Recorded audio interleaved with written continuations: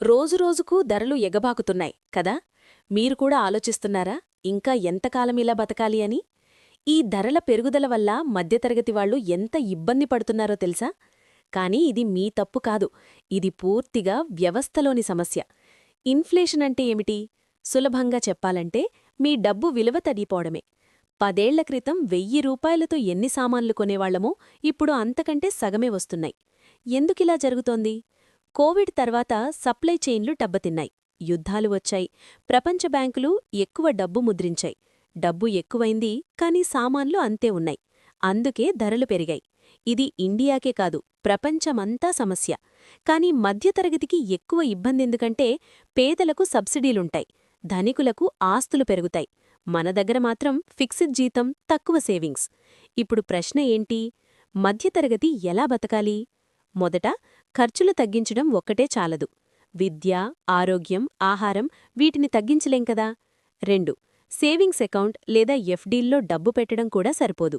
Inflation 6% ఉంటే మీ వడ్డీ 4% వస్తే మీరు నష్టపోతున్నారు. 3, రిస్క్ లేకుండా ఎక్కువ లాభం రాదు, కాని అర్థం లేకుండా రిస్క్ తీసుకోవద్దు. లాంగ్ టర్మ్లో స్టాక్ మార్కెట్ ఇన్ఫ్లేషన్ను ఓడిస్తుంది, కాని ఓపిక, క్రమశిక్షణ కావాలి. 4, ఒకే ఆదాయం చాలదు. సైడ్ ఇన్కమ్ చూడండి, కొత్త స్కిల్స్ నేర్చుకోండి, ఆన్లైన్ పనులు, చిన్న వ్యాపారాలు ప్రారంభించండి. ఇది ధనవంతులు కావడానికి కాదు, గౌరవంగా బతకడానికి. పక్కవాళ్లతో పోల్చుకోవద్దు, అనవసర ఈఎంఐలు వద్దు, స్టేటస్ కోసం ఖర్చులు చేయవద్దు. ఇవి మీ భవిష్యత్తును తినేస్తాయి. ఎంత సంపాదిస్తున్నామనేది ముఖ్యం కాదు, ఎంతకాలం నిలబడగలమనేదే అసలు. ప్రభుత్వాలు మారతాయి, పాలసీలు మారతాయి, కాని గణితం అబద్ధం చెప్పదు. ఇన్ఫ్లేషన్ ఆగదు, ఇది వ్యవస్థలో భాగమే. మధ్యతరగతి ఇప్పుడు ఇమోషన్స్తో కాదు, భయంతో కాదు, లాజిక్తో నిర్ణయాలు తీసుకోవాలి. ఖర్చులు నియంత్రించండి, ఆదాయం పెంచండి, డబ్బును పనిచేయించండి, సమయానికి సరైన ఎంపికలు చేయండి. ఇది పరుగు కాదు, ఇది దీర్ఘకాలిక నడక. మధ్యతరగతి బతకడమంటే లగ్జరీ కాదు, రోజుకు రోజు బతకడం కాదు.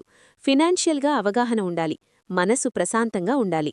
ప్రపంచం మారుతూనే ఉంటుంది, ధరలు పెరుగుతూనే ఉంటాయి. ప్రశ్న ఇదే: మనం మారుతున్నామా లేక ధరల వెనక్కే నడుస్తున్నామా? ఈ రోజు నుంచి మార్పు మొదలుపెట్టండి. మీ భవిష్యత్తు మీ చేతుల్లోనే ఉంది. ఇలాంటి మరిన్ని టిప్స్ కోసం నా తదుపరి వీడియో చూడండి. అక్కడ మరిన్ని ఆదాయ మార్గాలు చర్చిస్తాం.